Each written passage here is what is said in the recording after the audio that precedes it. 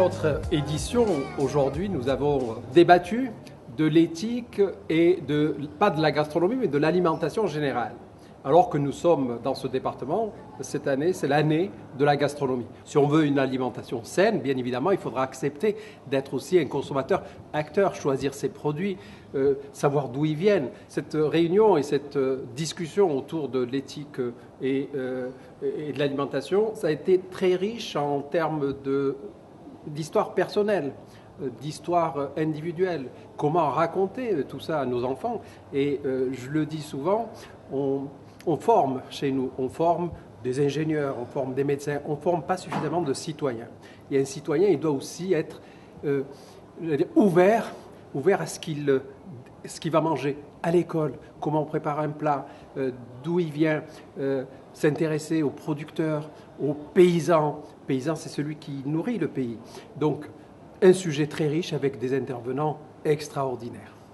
Et l'alimentation, c'est vraiment quelque chose de fondamental. Et on est vraiment revenu aujourd'hui à une alimentation saine, avec des produits de qualité.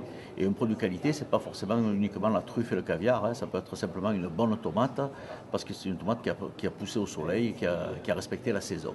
Voilà. Et donc, il me semble que c'était notre place aujourd'hui de venir donner le point de vue des disciples d'Escoffier aussi pour une alimentation saine pour tout le monde. Ce qui m'a stimulée, c'est de pouvoir enfin parler de l'éthique, de l'économique, et puis surtout de faire passer des valeurs qui pour moi sont indispensables, c'est la gastronomie, l'alimentation durable.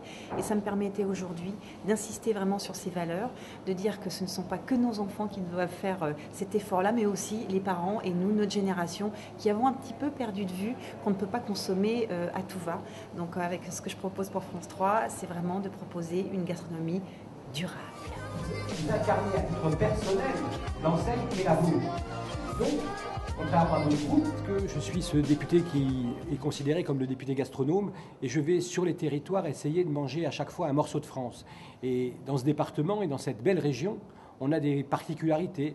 Et donc je suis venu expliquer aujourd'hui ce que je crois sur la France et sur ce qu'on mange. Parce que éthique et alimentation, vous avez vu que l'alimentation, c'est aujourd'hui un enjeu culturel, un enjeu de patrimoine, un enjeu de santé et un enjeu économique. Et donc on a tout dans ce sujet-là. Et donc quand on met l'éthique avec l'alimentation, finalement, si on met de l'éthique dans l'alimentation, on pourra mettre de l'éthique dans n'importe quoi. Donc aujourd'hui, je suis là au Club Éthique Éco au titre de MPG 2019. Année de la gastronomie en Provence. C'est une initiative du département des Bouches-du-Rhône. En créant cette manifestation, au même titre qu'il y a eu MP 2013 pour la culture, MP 2018 également l'année dernière, là, Marseille-Provence, Année de la gastronomie, c'est mettre en lumière les producteurs, les agriculteurs, les chefs, les métiers aussi de la gastronomie au travers de 1000 événements qui vont jalonner l'année 2019. Sur toutes les communes du département et c'est une grande aventure collective. Donc c'est une véritable volonté politique de soutenir cette filière et le département des Bouches-du-Rhône s'est engagé activement sur ce sujet et a confié la mise en œuvre d'MPG à Provence Tourisme qui est son organisme de promotion et de développement touristique.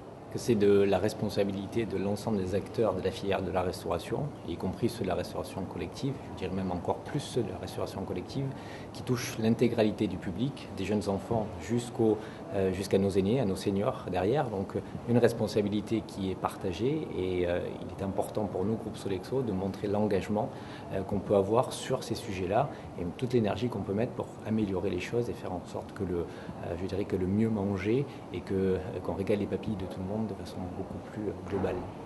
Mise en scène naturelle extraordinaire, il y a un jardin quand même, il y a plus de 2600 ans d'histoire. Le bien manger, c'est pas une mode, c'est un équilibre de vie. Manger sain, c'est manger mieux. Et je pense qu'on voit l'actualité où on nous fait manger n'importe quoi. On s'aperçoit que depuis des années, on a absorbé des produits avec des trucs qui sont pas bons, qui sont très nocifs pour la santé. Je pense que là, c'est le moment de se réveiller et de dire ben non, ça j'en veux pas, et d'être ferme et de dire non, je n'accepte pas que ces produits qui rentrent dans des grandes surfaces ou même des fois, vous savez, dans les petites.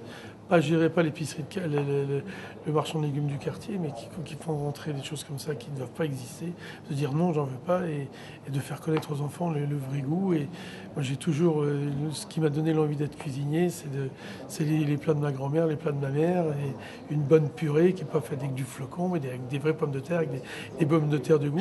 Et je pense que dans toutes ces choses-là, ce qu'il ne faut pas oublier, c'est le produit et surtout le goût. That's